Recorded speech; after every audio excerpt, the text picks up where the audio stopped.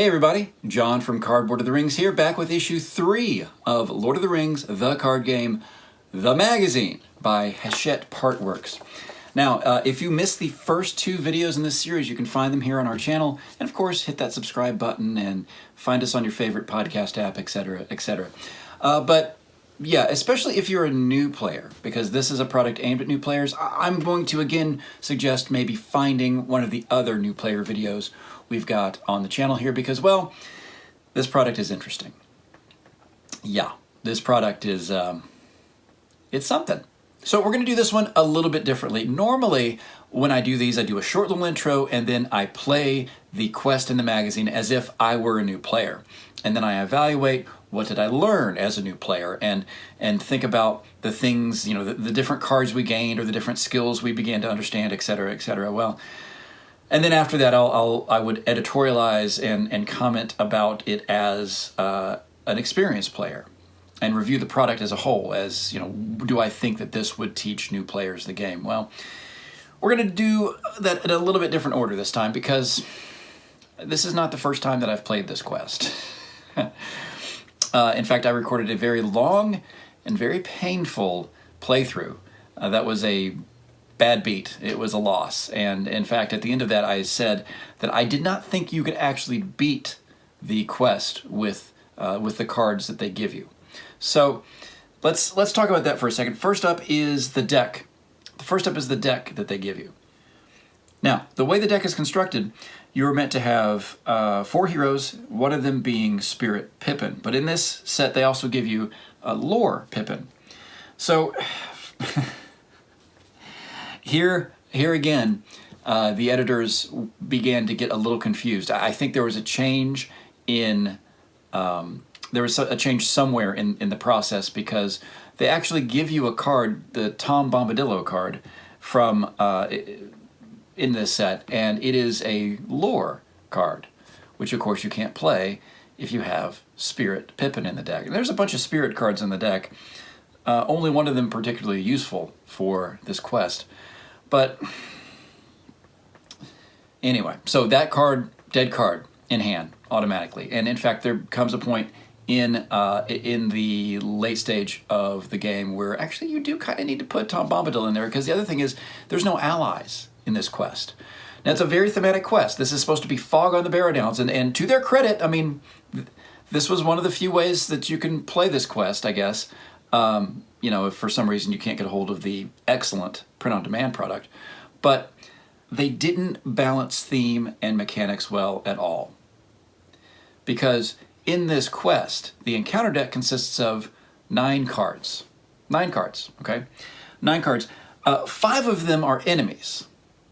Of those enemies, there are 2 of them that are 5 attacks, so that even a Hobbit cloak and boosted Sam can't defend against them without taking damage. And oh, by the way, there's no healing in the deck as they give it to you because, well, there's no lore.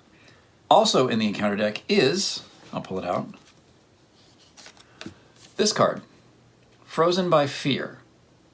Frozen by Fear is Surge, Doomed 1. When revealed, until the end of the round, players cannot trigger action or response effects. This is actually the way the card is printed in the encounter deck, in the print-on-demand quest. The problem with that card is that if you can read it and say, well, that card may not be cancelable by a test of will or by the Frodo that's included in this set, which is basically the same as Black Rider's Frodo. Frodo from the Black Rider's Deluxe box, right? Right there, yeah. Because both A Test of Will and Black Rider's Frodo have their cancellation of a when revealed is a response. And so there are 2 schools of thought, one of which would say that you can't cancel it because, well, their effects are responses and the when revealed has happened. The other is to say, well, the when revealed is happening, but the response is to the when revealed and is not to the effects of the when revealed, so therefore, right. Okay.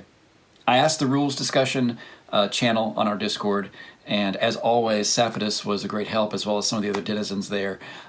Chris actually has written a really good rules reference guide that goes through some of this as well. So, all that to say, I'm going to play it as if you can cancel it, because if you can't cancel that, then you cannot win this quest. And there's only 9 cards in the encounter deck. You're going to see both copies of that, guaranteed. So I'm going to play it as if you can cancel it. Look, it's fine. It actually is extra bad, because if you cancel it with Black Riders, Frodo, it surges, and then you get a different card anyway. So, right? No, cancel the effects of an encounter card. That's the whole thing. Never mind. I think we'll say Black Riders Frodo cancels the whole card. I think that's right. Anyway, yeah, that's that's an oversight, I think, on their part, because frankly, I don't think it was their intention to give new players a their first rules question or their first dose of encounter card metaphysics. So, with all that said, all that to the side, let's go through and let's play Lord of the Rings, the card game, the magazine, issue number 3, Fog on the Barrow-downs. Now, as before, I'm not going to read the story sections. If you are not familiar with the story in this part of The Lord of the Rings, then, well, read the books. Or check out Tolkien Gateway, also an excellent resource. So, we're going to just kind of go in through this. Now, setting up the game. Setting up the game, this adventure provides the opportunity to practice all the rules you've learned so far, plus a couple of new ones, while you attempt to cross the Barrow-downs and escape the clutches of the dreaded Barrow-wights. Setting up. This adventure is a little different from the first 2 in the saga. Now that you're getting more familiar with the rules, instead of offering a guided playthrough, you'll play against a shuffled encounter deck, which offers a variety of challenges that will never be the same twice.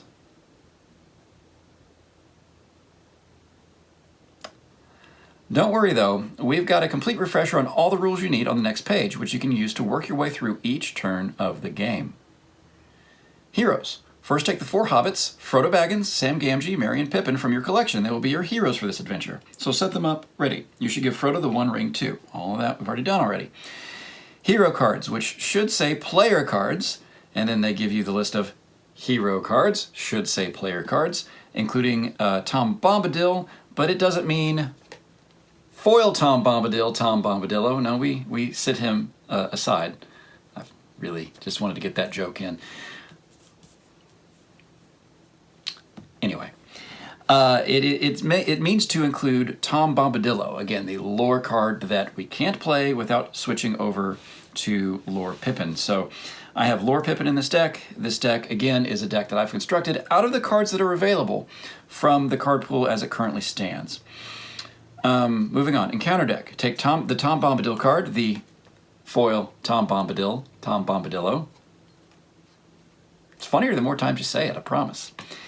And you put it to one side for now, then shuffle cards E29 to E37 from this issue together. That's going to be the encounter deck. Anytime you run out of cards in the encounter deck, shuffle the encounter discard pile together to make a new encounter deck. Put the shuffled encounter deck on the table, ready to play. Tokens. Put the resource, progress, and damage tokens in a pile with an easy reach. The threat tracker. The threat tracker? The threat tracker is a new part of the game that you can find on the inside back cover of this issue. Really? Let's check it out. It's the threat tracker. Look at that. That's actually a pretty inventive way to do this, although I do note that it goes up to 99. Good for them. Planning on dire quests. Good for them, I guess. Okay. It keeps track of your threat level. That is how much of a threat your heroes are seen as posing to the Dark Lord Sauron and his minions. The higher your threat level, the more likelihood of enemies attacking you. At the start of your game, set your threat level to an amount equal to the threat cost of all your heroes combined. That's 20 for the 4 hobbits. Put a damage token on the 20 space on the threat tracker to show this. Now, I am using my trusty old threat tracker from my core set, my first core set that I bought many years ago. I could flex and I could use the COTR threat tracker from, 2016, but nah. Starting hand. Draw the top 5 cards from your player deck and you're ready to take the first turn. Okay, so top 5 cards. Unexpected Courage. It's a good start. Hobbit Cloak. Nice. Song of Travel. That's what I need because I need to get Pippin, or I need to get one of these characters at least, a spirit resource icon to play Unexpected Courage. Dunedain Mark, another addition I made to this deck. So 1, 2, 3, 4, and then Shadow of the Past. Now this one was in the deck as constructed, and actually I think it's going to come in real handy. Okay, so those are our top 5 cards. Now, this next page, these next 2 pages rather, are actually 2 pages that should have been in the first issue. Because these 2 pages are a pretty good summary of how to play. But since I've already read this in a previous take, I am just going to cut that in right here. On the next 2 pages, you'll find all the rules you need to play through the adventure. There's only a couple of new rules. Everything else should be familiar from the first 2 adventures. We hope. Take a read through these rules before you begin, but there's no need to memorize all the rules. You can just refer to this page and the next one again each time you take a new turn. In this adventure, each turn is divided into 6 phases. Work through each of these phases in order each turn, and you'll have the rules mastered in no time. First is the resource phase. Each turn begins with the resource phase. In this phase, add 1 resource token to each of your hero's resource pools, then draw a card. Planning phase. In the planning phase, you can play ally and attachment cards from your hand by paying the resource cost shown at the top right of the card. Take this many tokens from your chosen hero's resource pool and return them to the pile. Remember that to spend a resource token from a hero's resource pool, you need a resource match. The hero's card must have the same resource icon in the bottom left of their card as the ally or attachment card does over on the right-hand side. The 5 icons are Fellowship, Leadership, Lore, Spirit, and Tactics. Quest phase. The quest phase is where your heroes get to make progress on their quest using their willpower to earn progress tokens. There are 3 steps to the quest phase.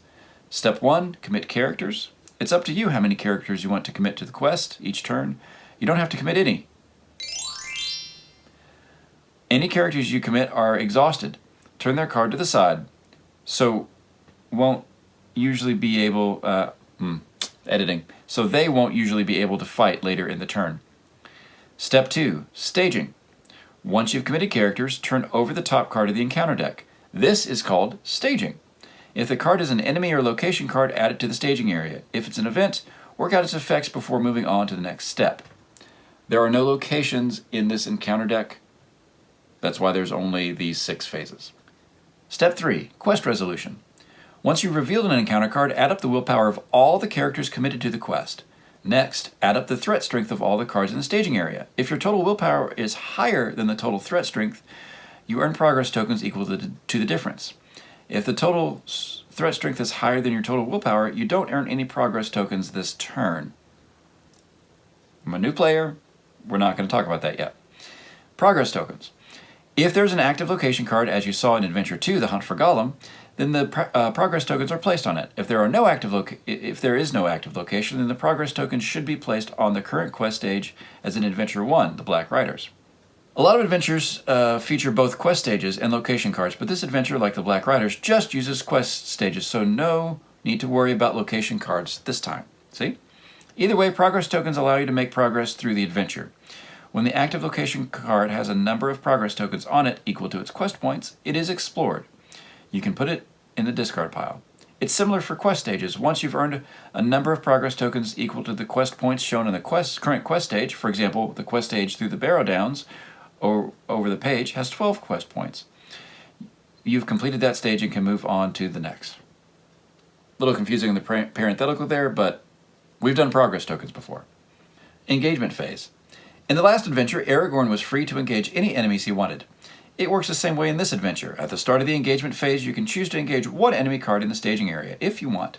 This means you can attack the enemy in question later in the turn, but be warned, they'll attack you first. If you choose to engage an enemy, slide the card down to the bottom of the staging area, just above your heroes. Even if you don't engage any enemies, there's a chance they'll spot you and decide to engage you themselves. To check whether this happens or not, look at the current value on your threat tracker. Then look at the engagement cost of each of the enemy cards in the staging area.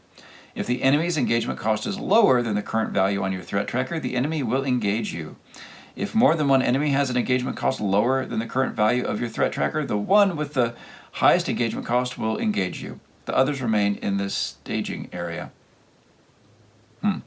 Notice it's not equal to or lower. Combat phase. After engaging enemies and checking for any enemies engaging you, it's time for combat.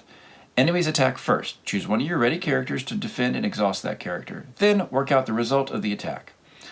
Then it's your turn to attack back. Choose one or more ready characters and exhaust them to attack. Your hero's attacks are resolved in exactly the same way as the enemy's attacks. Resolving attacks. To work out the result of an attack, compare the attacker's attack strength to the defender's defense strength. If the attacker's attack strength is greater than the defender's defense strength, the defender suffers damage equal to the difference.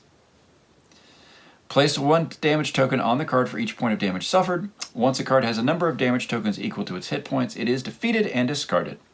If an attacker's attack strength is equal to or less than the defender's defense strength, the attack has no effect. The Dark Wight attacks Frodo Baggins. The Dark Wight's attack strength is 3, Frodo's defense strength is 2, the difference is 1, so Frodo suffers 1 point of damage shown by the damage token on his card.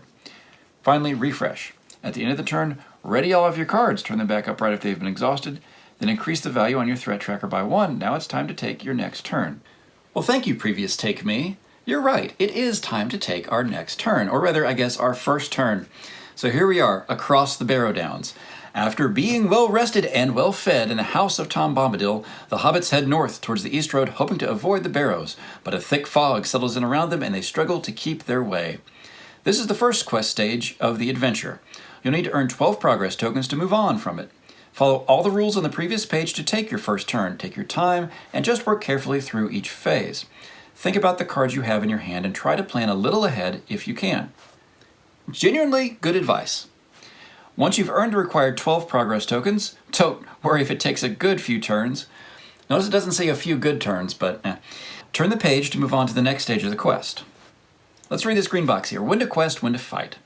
An important decision each turn is how many characters to commit to the quest and how many to keep ready to fight. If you've got characters with bonuses to their willpower, it's usually a good idea to commit them to the quest. When it comes to enemies, you don't have to fight them just because they're in the staging area, but if a lot of enemies build up there, it gets harder and harder to make progress.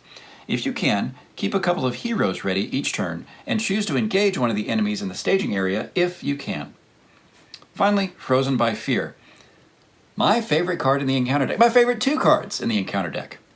Frozen by Fear has the Surge keyword, so when you draw it, you have to turn over the next card from the encounter deck too.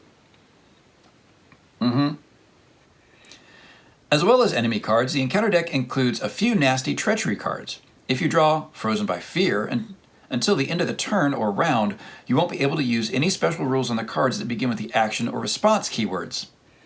So can I use Frodo? We're going to say yes. You can still do everything else normally in your turn though, and effects without these keywords like the special rules on the Hobbit Cloak card still apply. Okay. So here we go. Turn 1. Turn 1. Fog on the Barrow-downs. We've got our 5 cards. So beginning of the turn, everybody gets a resource. And we draw another card. Hey, Sneak Attack, another card I put in this deck. You'll see why. Don't you worry. Don't you worry. You will see why. Okay. What do we want to do? Let's put Hobbit Cloak on old Samwise. He is gonna need it. For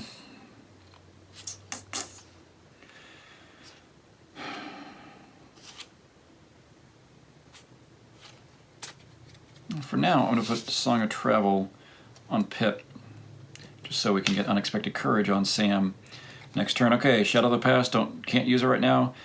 Dunedain Mark would be handy, but I don't need it right yet. Unexpected Courage can't pay for. Sneak Attack, I've spent my leadership resource.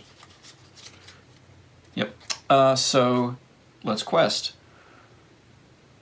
I'd say let's quest everybody except Mary. Okay, so we're going to exhaust. We've got 2, 3, 4, 5, 6, 7 against...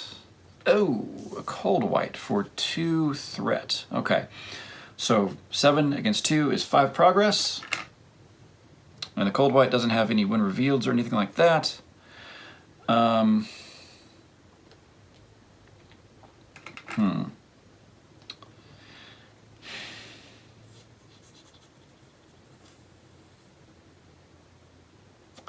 could defend him, couldn't I? I can defend him, no problem. So let's pull, what do that? Yeah, let's pull a cold white down, okay? So while cold white is engaged with a player, that player cannot draw cards from card effects. So Pippin's ability, response after you engage an enemy with an engagement cost higher than your threat, draw a card. That doesn't fire, but Sam does ready. And yeah, cool. All right. So we have Sam defending for 1, 2, 3, 4 because of the Hobbit Cloak against 4. No shadow card. So that just becomes math. 4 against 4 is no damage. And then Mary is attacking for 1, 2, 3, 4. Does 3 damage to the cold white. Not bad. Not a bad first turn. Okay. Refresh.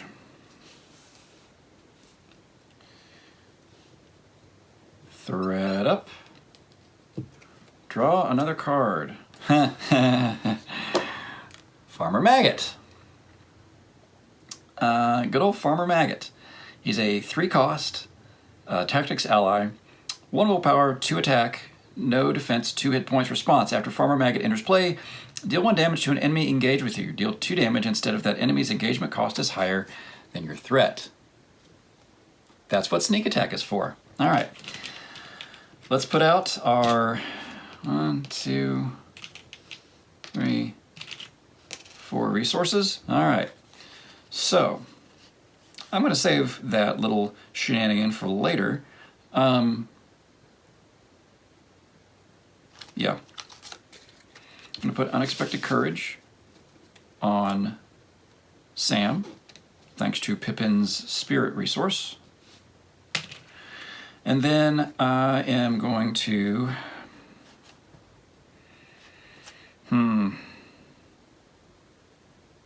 See, the thing with this is with these rules, is that there's no penalty for not questing. So I'm going to say that up front because there will probably be at least one turn where I just don't quest. And as I believe I said in the last video, that's a terrible thing to teach new players. Sorry. Back to this as a new player. I'm going to try not to editorialize too much, but you'll see my logic for saying that here, I think, in a little bit. Maybe not. All right.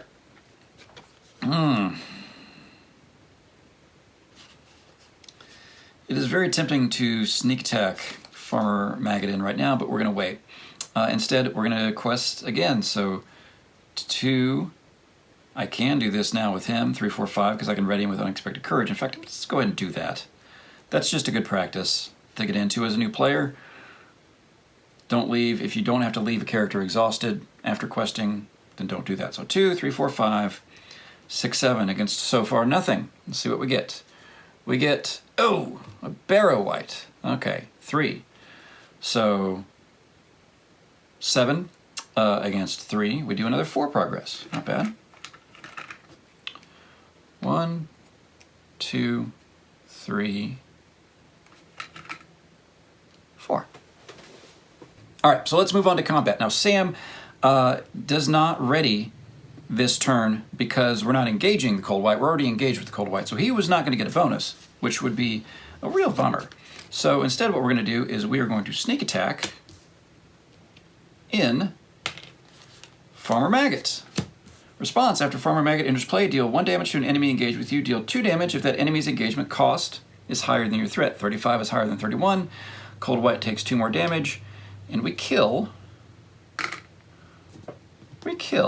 ourselves a cold white.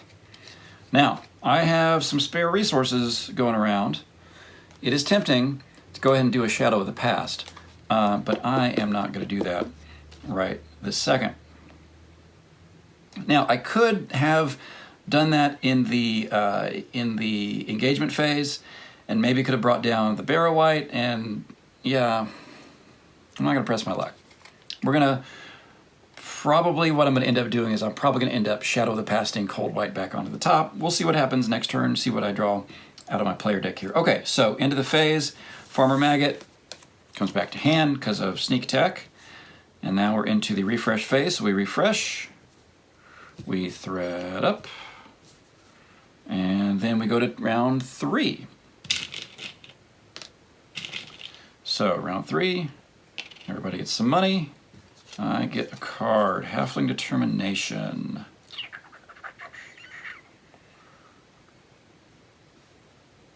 Yeah, I think we want to do this. Okay, so Dunedain Mark. We're going to put Dunedain Mark, which gives attached hero +1 attack. Put that on Mary. So Mary's now attacking for 5. 1, 2, 3, 4, +1, 5.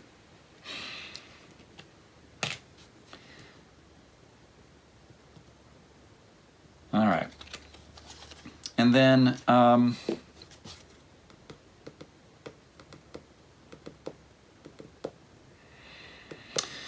we only need to make 3 more progress on this. 1, 2, 3, 4, 5, 6, 7, 8, 9.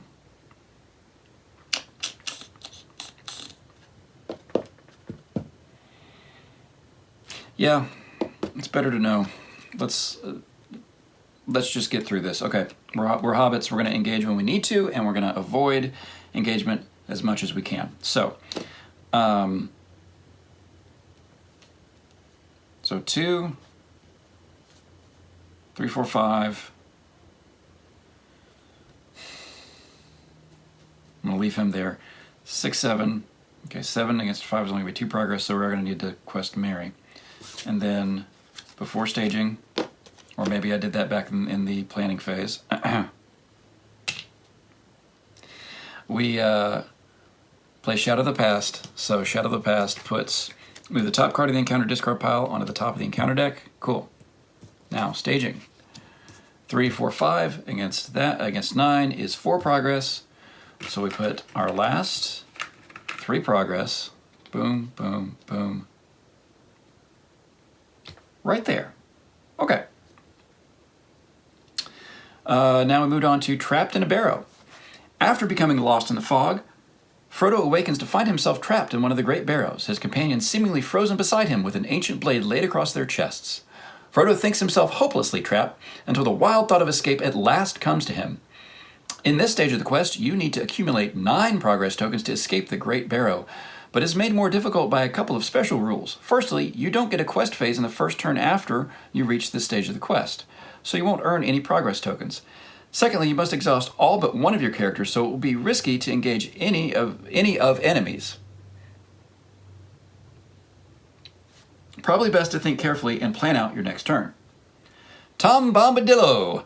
Tom Bombadillo is an event card, meaning you can play it at any time. I'm very disappointed this is not written in Bombadil meter. Tom Bombadillo is an event card, meaning you can play it at any time, though you can't go backwards to play it before something you've already completed. When you play Tom Bombadillo, you should add it to the victory display. This is an area above the 2 card decks for cards that have already played some part in the game, but may still have an effect. When you play Tom Bombadillo, you can take your Tom Bombadil card and shuffle it into the encounter deck. This is really useful as it means Tom will eventually arrive to help you. You can't control exactly when Tom will arrive, so it's a good idea to keep hold of this card until there are only a few cards left in the encounter deck, giving you the maximum chance of Tom turning up soon. Tom Bombadillo is a good card to play just before you get to this stage of the quest. Oh, that's so close. It's really close to Bombadil meter. Close enough, anyway. Meaning Tom is likely to arrive to aid you when you're trapped in the Great Barrow. Okay, so we'll clear off our progress here. And we will continue to Trapped in the Great Barrow. The Great Barrow. Dreadful Song is a treachery card which turns into an attachment. It attaches to one of your heroes and reduces their willpower to 0. This is potentially quite a hindrance. It also forces you to increase your threat each turn by an amount equal to the number of white enemies engaged with you, which can quickly make things very difficult. When you run into Dreadful Song, if you haven't already exhausted Frodo this turn, it might be a good idea to use the special ability printed on his card. Exhaust the 1 ring to cancel an encounter card just revealed from the deck, in this case Dreadful Song, and return it to the deck. White enemies. The different types of white enemies are all dangerous enemies. In this adventure, they present 2 different challenges. They make progress harder because of their threat strength while they are in the staging area, but they're also difficult to defeat in combat if you engage them or they engage you. They also have some nasty special rules, but these are optional the first time you play through the adventure. If you prefer, you can play the adventure just concentrating on getting used to all the rules. If so, just use the white card's engagement costs, threat strength, attack strength, defense strength, and hit points. You can ignore any special rules in the text box on these cards. You can, of course, play the adventure again using all of these special rules for an even greater challenge. Okay, here we go. Escaping the Great Barrow isn't easy, but it does provide a real reward. After freeing the hobbits from the Great Barrow, Tom Bombadil gave them each ancient daggers found inside the tomb. So after you complete this stage of the quest, you can take the 3 Dagger of Westernessa cards and shuffle them into your player deck. Then turn the page for the final stage of the quest. We know where 2 of those are going. I think they're not limit 1 per hero, are they? No, just attached to a hero and restricted. We know where they're going. What does restricted mean? I don't know what restricted means. It means you can only have 2 restricted attachments on a hero, or a character rather. Shh. But we don't know that yet. We're new players. We don't know that yet. It's okay. At the start of the first turn after you reach this stage of the quest, you must exhaust all but one of your heroes. You must skip the quest phase this turn, then discard cards from the encounter deck until you find a white enemy. Add this enemy card to the staging area and proceed to the engagement phase. When you complete the stage of the quest, shuffle 3 Dagger of Westernessa cards back or into your player deck. Okay. Got to make 9 progress. We are still not on that next turn, though, because we are in it would be the travel phase, but actually we are in, there's no locations, so it is the engagement phase. So we can optionally engage one of these 2. Oh, Sam, I think we're gonna do some Sam shenanigans just to get some threat out of the staging area, because we know we're gonna get another one here. So, Cold White. Sam will ready. Pippin will draw us a card. Another Shadow of the Past that might be useful. It's attacking for 2 right now. Yeah. Okay. Oh, wait, sorry. Player cannot draw cards from card effects. Sorry. Cold White doesn't get me that card. It kind of doesn't matter because there's only 20 cards in this deck, so I'm going to get all of them very shortly. But Cold White does not let me get a card. Okay, so Sam readies. He's defending for 4 against 4. Fine. Ready him with Unexpected Courage. And, do we want...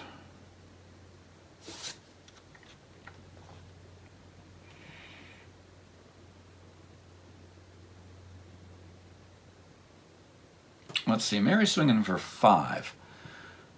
So really, I just need to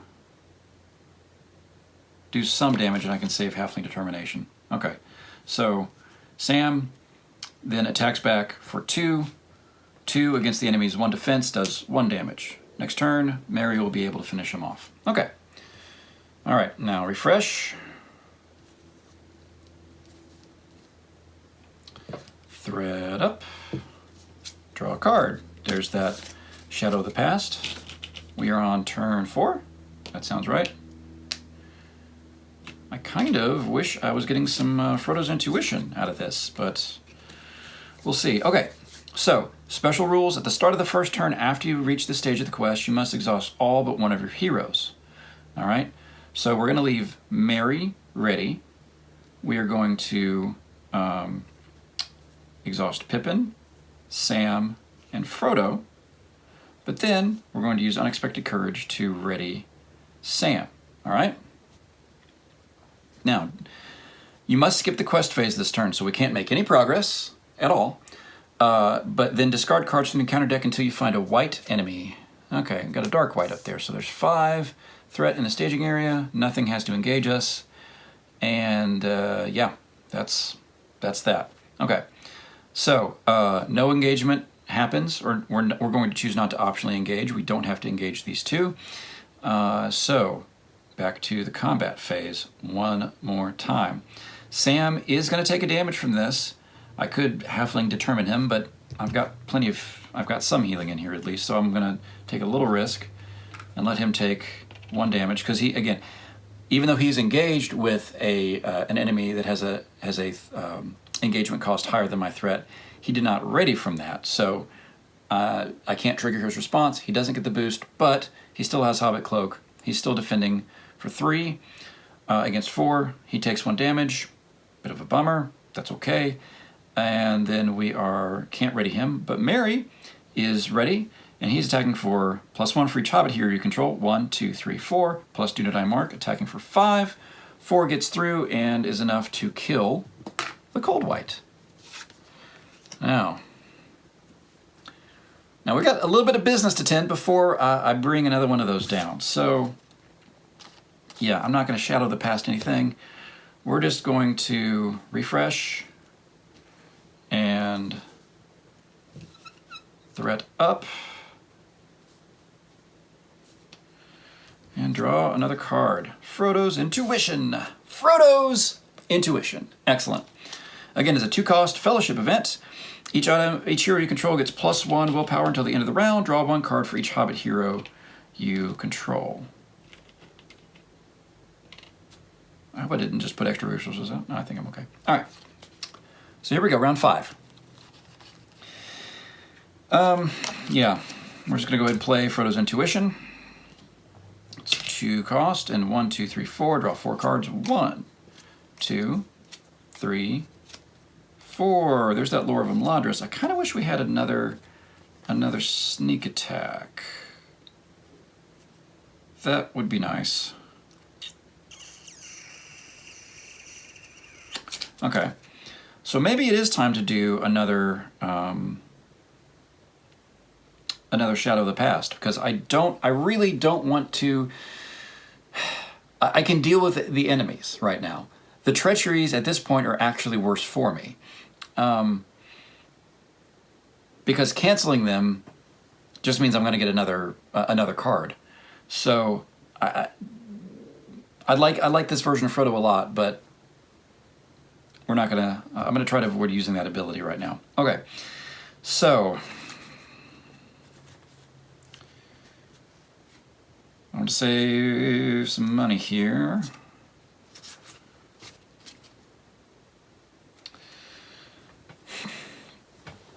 We're gonna have Sam and Mary combined to kill something. Yeah, let's do this.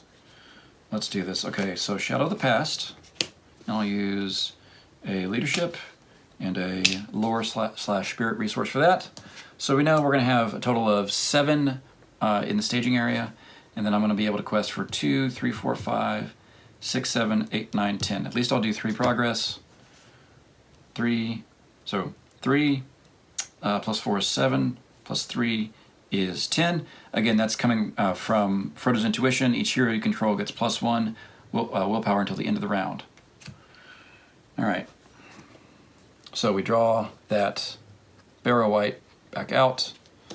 We may be running out of. We're not quite running out of room yet. We're close to running out of room, but not quite. And we will. Yeah. Which one do I want to engage here? So all of them would. Got 2 Halfling Determinations in hand, so Sam is going to be, or I guess I could do it on Mary. I don't have to do it on Sam.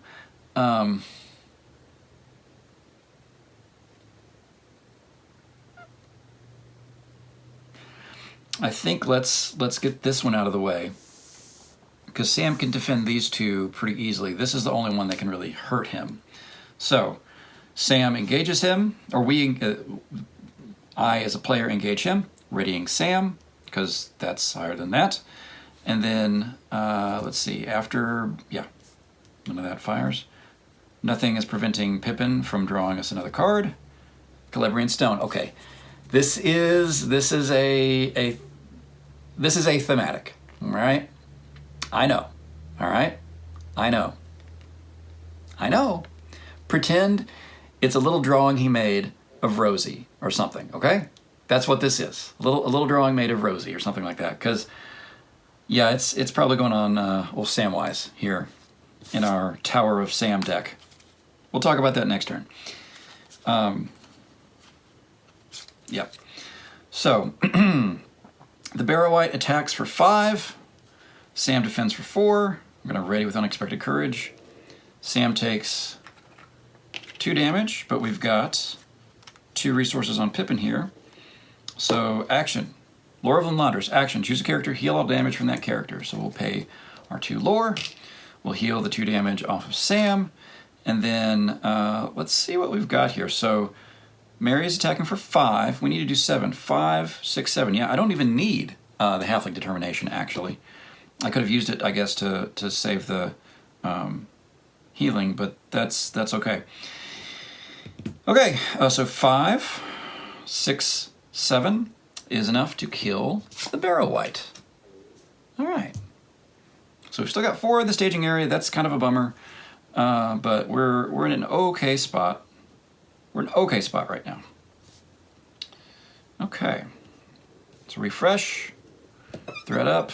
We need to do some progress this turn. Everybody gets some money. Hey, Tom Bombadillo. Okay. Now, I've still got 6 cards in that encounter deck. I don't know. I don't know yet. I don't know that I want to put him in there just yet.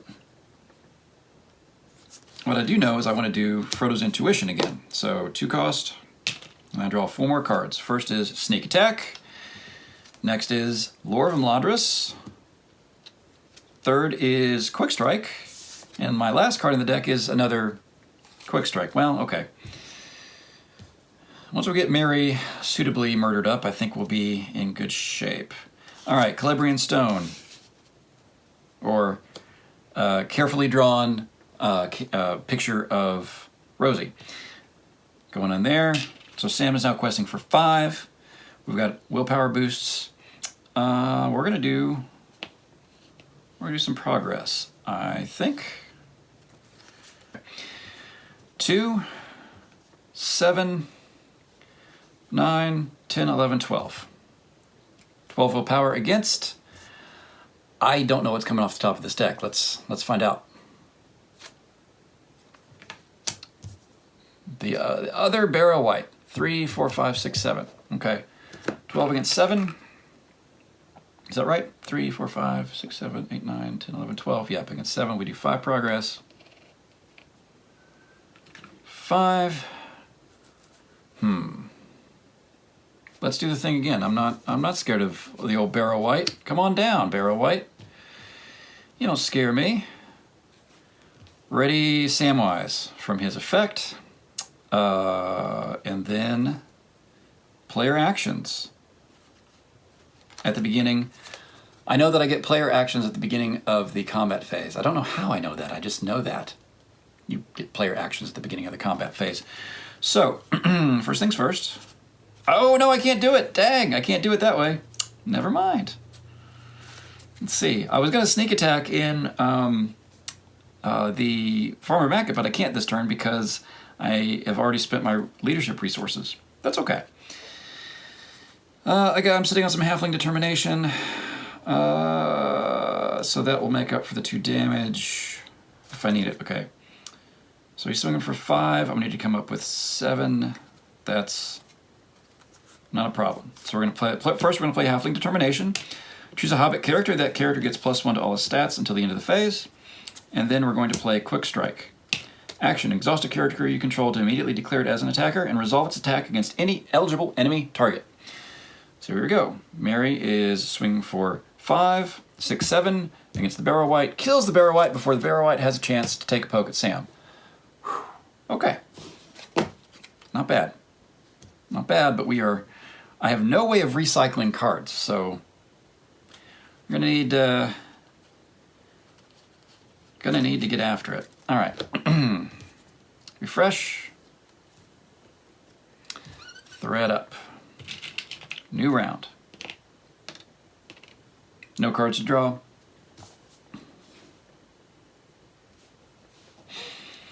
Okay, so we are probably going to sneak a Farmer Maggot in there. Do we want to do... Yeah, let's do it. Tom Bombadillo. Oh, it doesn't go there. Song. If you play only if you control a Hobbit hero. You cannot play this card if there's a copy of Tom Bombadillo in the victory display. If there's not. Planning action. Add Tom Bombadillo to the victory display to shuffle a set-aside copy of Tom Bombadil into the encounter deck. Now, this encounter deck right now is pretty heavy on treacheries because we haven't seen any of them. So, and I don't know where our buddy Tom is, but we'll find out together. Frodo has a resource to cancel a card effect. And so I think I got money to spend on having determination if I need to. I don't really want to throw one of those enemies back in there, so let's quest. 5, 6, 7, 8, 9 against 4. It would be very nice and very thematic if this was Tom. There's a 1 in 7 chance. It's not bad. I mean, let's see. Oh wait, actually, there's a 1 in. It's not bad. There's a 1 in 6 chance that it's Tom. So let's see what we got. Frozen by fear. Surge doomed 1. Aha! But Frodo decided can cancel the whole thing, so that goes back into the deck.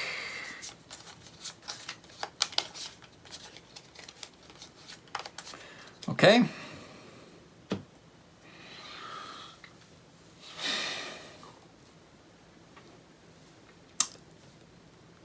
So we still got our same chance. Let's see what we got. Yeah!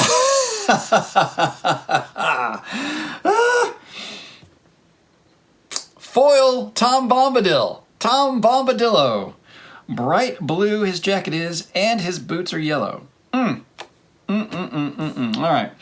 Tom Bombadil. When revealed, choose a player.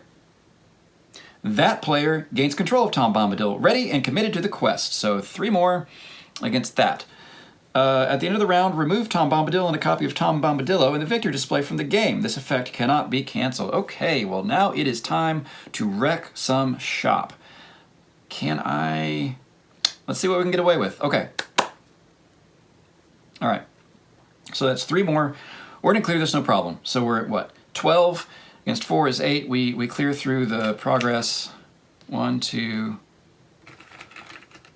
3, 4. Okay, so we have all of our progress here. Boom. All right, so we move on to the next quest stage, the last quest stage, Lost in the Fog. Tom Bombadil busted them out of the Barrow. That was cool, actually. I'll hand them that. And got us these 3 Dagger of Westernessa, which shuffle into the player deck. Shuffling them. I'm shuffling them, as you can see. Okay. All right. Still in the same turn, not drawing anything. We move into the encounter phase. I get him until what? The end of the round? Yes. Cool. All right, much as I wish I could, I cannot engage both enemies because I can only optionally engage one, and the other one will not come down because my threat's not high enough. So, no matter what, we're going to take care of one of these, and I'm probably going to toss it back up top. So, I don't know, let's just kill the one because we can. Okay. I can't gain resources from card effects, but I can draw my first Dagger of Westernessa. All right. So I'm actually going to defend with Tom Bombadil. Why not? 3 against 3. It bounces off of old Tom Jolly Tom Bombadillo. And as he is on his way back to Goldberry, did you know that on the regular, he recapitulated their wedding ceremony? I mean, I'm just saying, Tom and Goldberry, it worked out pretty well. Worked out pretty well with old Tom and the River Daughter. Anyway, okay, so we're going to attack back. Mary is attacking for 5. Sam is attacking for 5, 6, 7. Let's be halfling determined. 8, 9. And that will take care of this dark white. Let's see that last Shadow of the Past. 1 and 1 here to put him back up top so we know what we're getting next turn. All right, so refresh. Now, Tom doesn't leave quite yet. Doesn't leave quite yet, although I don't have anything that requires me to exhaust an ally to do something else, so I'm not able to do anything with him right now, but he doesn't leave quite yet. But now that we've reached the end of the turn, we've refreshed, thread up, We need to get a move on here, but old Tom, he goes away. All right, not a bad round. So refresh, thread up, now, round, whatever. Okay, so we just need to quest through as much as possible. 1, 2, 3, 4. I'm gonna bring another one of these out. And I am going to load 1 onto Mary. So Mary is now attacking for 7, because Dagger of Westernessa says, attached hero gets +1 attack, +2 instead, if attacking an enemy with an engagement cost higher than your threat. All right.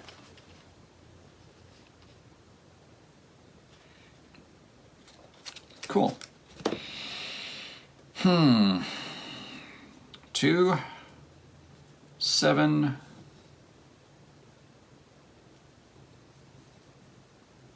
9. We're going to do 5 this turn.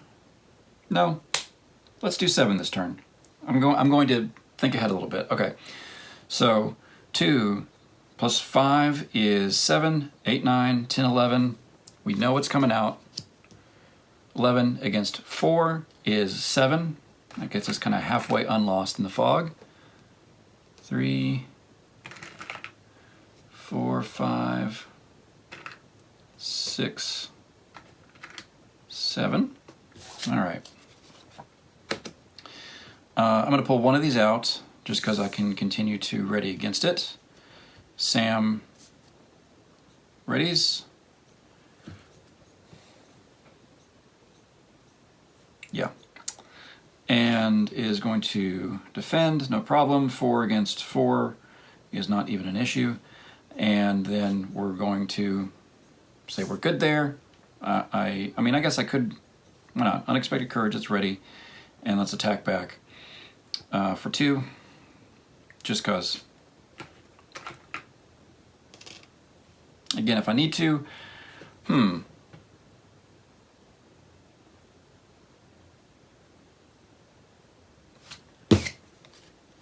doing it. Sneak attack. Sneak attack in Farmer Maggot. After he enters play, deal 2 damage. If that enemy's engagement cost is higher than your threat, it is. So 2 more damage on Cold White. And if I was smart and had played that earlier, I could have had him join in with Sam's attack and he could have killed him, but he still can do it because he attacks for 1, 2. 1 more gets through. Boom. 5 damage on the Cold White. All right, so we only have 2 in the staging area now. Question is, can we come up with, well, sorry, Farmer Maggot into that phase. We head in the refresh phase. Next turn, we should be able to quest out. We've got Frodo to cancel a treachery if we need to. So refresh, thread up. Oop. Everybody gets money. And we draw the last Dagger of Westernessa, which we actually haven't needed. Maybe I'll stick around an extra turn just to need it. Okay, 2, 7, 8, 9. We only need to win by 5. But we're gonna YOLO quest again. 8, 9, 10, 11 against 2 plus. I'm glad we did that. Yeah, 2 against 3, 4, 5 is, sorry, math, excuse me. 2, 7, 9, 10, 11 against 5 is 6 progress, which is enough to get us unlost out of the fog. Now, I didn't read any of this stuff. I'm sorry. After escaping the wights and the Great Barrows, the last stage of the adventure requires you to lead your heroes out of the fog and finally away from the Barrow-downs to safety. To do it, you'll need to earn 12 progress tokens. This stage just requires that your heroes put their willpower into finally escaping the Barrow-downs. So though you are likely to face enemies along the way, and with your threat level rising, it's likely that they will attack you during this stage of the quest. Plan carefully how many heroes to commit to the quest each turn and how many to keep ready to fight. And take your next turn as usual. Keep on going until you reach the magic total of 12 progress tokens and safety. Let's read this. Engagement and combat. It's fair to say that hobbits aren't natural fighters, but both Sam, Gamgee, and Merry have special rules which make them quite useful if you do need to fight. Sam can ready if you engage an enemy with a higher engagement cost than your threat, which effectively means you can commit him to the quest and ready him again for free if you're willing to take on a dangerous enemy, like a dark wight or a barrow-wight. This also improves his willpower, attack, and defense, which will help with both combat and when it comes to resolving the quest. Sam will still count as... Sam will still count as being committed to the quest, even though his special rule allowed him to ready again afterwards. That's... Alright, so that doesn't help him this turn. The willpower doesn't help him this turn, because the engagement phase happens after the quest phase. Willpower boost does not help him this turn. Don't think that, new players. It doesn't help him this turn, okay? Alright. Mary gets +1 Mary gets +1 attack for each Hobbit hero you control, including himself. So if you keep... Wait. What? So if you can keep all of your Hobbits alive, Mary will have an attack strength of 5. No, he won't. He'll have an attack strength of 4. Because he has printed 0 attack. 1, 2, 3, 4. Because of these special rules in general, it's a good idea to commit Pippin and Sam to the quest in most turns. And to keep Mary ready for combat. Frodo's a bit different. You might want to keep him ready to make use of the One Ring. There's nothing on... Yeah, you don't have to exhaust Frodo to make use of the One Ring. You don't have to exhaust the hero to make use of the stuff on their attachments, unless the attachment says exhaust a hero to do something. That whole green box is just a mess. All right. So, we've got our 12 progress. We are no longer lost in the fog. We have successfully made it through with a deck with a little bit of shenanigans in it. I mean, come on. The sneak attack Farmer Maggot. That's just fun. Completing the adventure. Once you have successfully completed this third quest stage, that's it. You've succeeded in completing the adventure. Take note of how well you did, and if you want, you can replay the adventure to see if you can better your score. Tracking progress. Well done. You've completed this adventure, and to get there, have mastered many of the key rules needed to play the Lord of the Rings the card game. Sort of true. Each adventure introduces new rules, but you'll make use of these key rules again and again as you play through each new adventure. At this stage, you might like to start keeping track of your progress. To do this, add up the number of turns it took for you to complete the adventure and deduct from this the number of heroes you have alive at the end of the game. So if it took you 11 turns to complete the adventure, and all 4 of the hobbits survived, hooray, your score is 7. Try playing the adventure again to see if you can better your score, and keep a note of the best you achieve.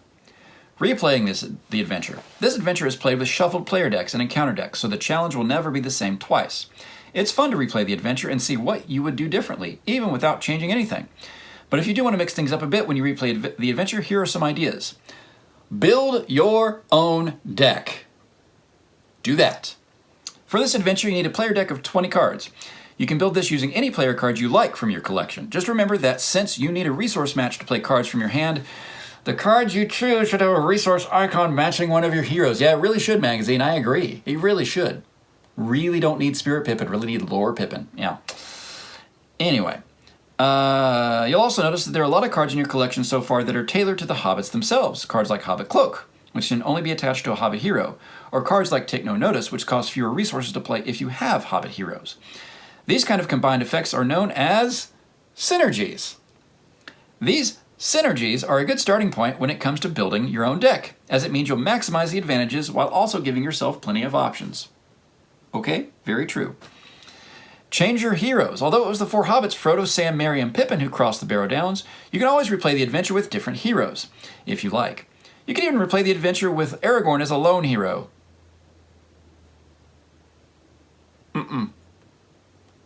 Not going to do that. Who knows if his long years of adventuring ever took Aragorn across the Barrow-downs?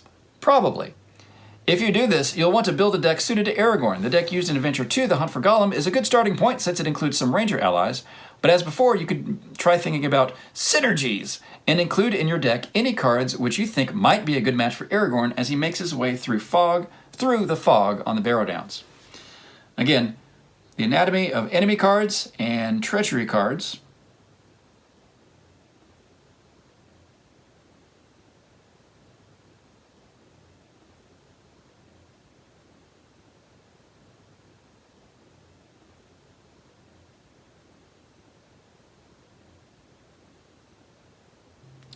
As well as the anatomy of location cards and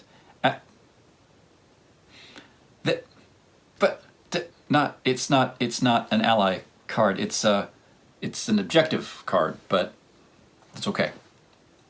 And then our threat tracker. Coming in issue 4, more cards including exclusive foil Build a Pony card. I'm legit excited for that one. A Knight in Bree, the Ring Wraith's attack and multiplayer rules. Coming in issue 5.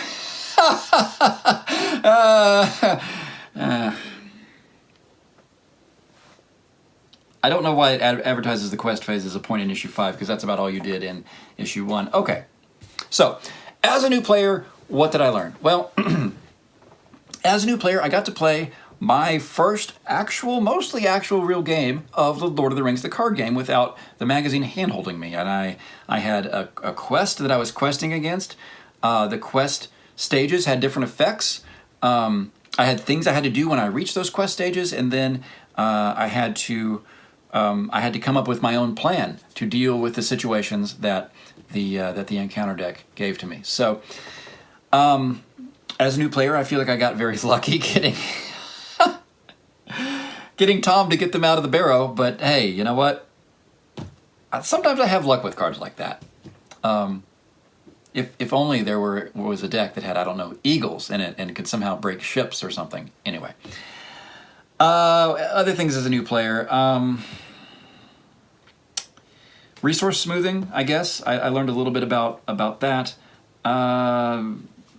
Readying characters. Yeah, I don't know. I mean, I guess as a new player, having the real rhythm of the game for the first time, that was a good thing. Okay, now. Oh, one thing I did learn as a new player was the difference between triggered effects and constant effects, although it didn't actually explain it in that language, but when this nasty card, where is it? Frozen by, man, this is why I'm glad I didn't dig through the encounter deck more. It's just all these treacheries. Frozen by fear. Until the end of the round, players cannot trigger action or response effects, but that little text box did also say things like this boost here, the special rule it called it, but it's a constant effect. On Hobbit Cloak, attached hero gets +2 while defending against an attack made by an enemy with an engagement cost higher than your threat. Frozen by fear does not affect effects like that. So that was a good thing to learn. So, okay, what do I really think about this issue? It's still kind of a mess. I mean, that's just the truth. It's still kind of a mess. It is... Editorially, there are problems. Hero cards versus player cards, for example. Tom Bombadil versus Tom Bombadillo. Obviously, in the construction of the player deck as printed, it's not one that's legal, or at least one that has a dead card in it from the beginning. And there's no resource smoothing to add. What is it? Song of Wisdom, I guess, is the lore attachment, or is the neutral attachment that grants the lore sphere. So yeah, I mean that player deck out of the box is bad. Don't do it. Having threat, good. Not having any consequence, and I actually don't think I said it in the previous video that y'all have seen. I think I said it in the previous take of this video. But not having any consequence for not questing is nonsense. Because what's the number one question that you see from new players? Hey, if I don't quest during the quest phase, does anything bad happen? Yeah, plenty of bad things happen. Your threat goes up by whatever the threat in the staging area is. You still get another encounter card off the encounter deck.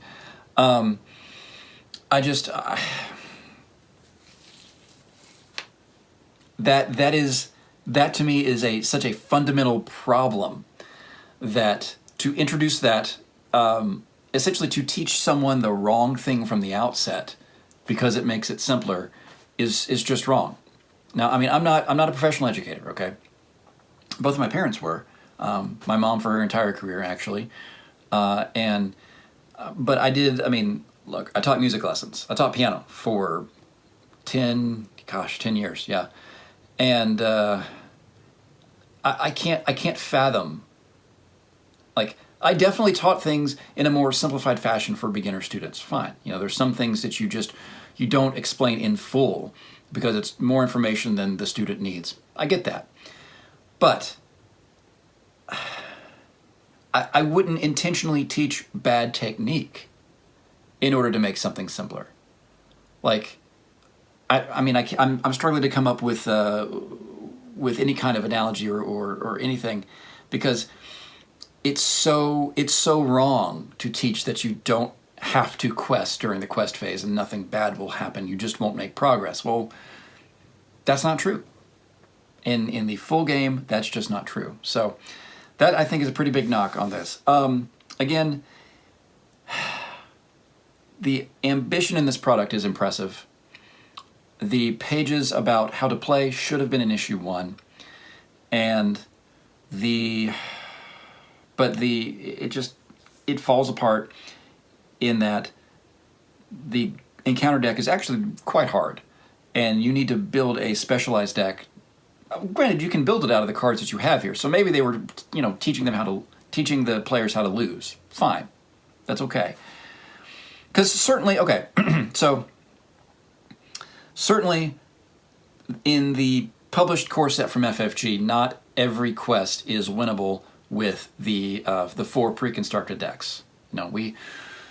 Many of you who are watching this video, if you're watching Lord of the Rings videos on YouTube, you've probably seen a particular video where Rodney from Watch It Played manages to take the Tactics deck solo against Passage Through Mirkwood, the first quest in the core set, and he wins. And that's probably the only time in history that has ever happened, because he just gets the luckiest draws that really suit that deck and manages to sneak out a win. But for almost all of us who have started playing this game, we've tried that, and it doesn't work. The Tactics deck just really can't take Passage Through Mirkwood unless you get the perfect set of draws. So, right.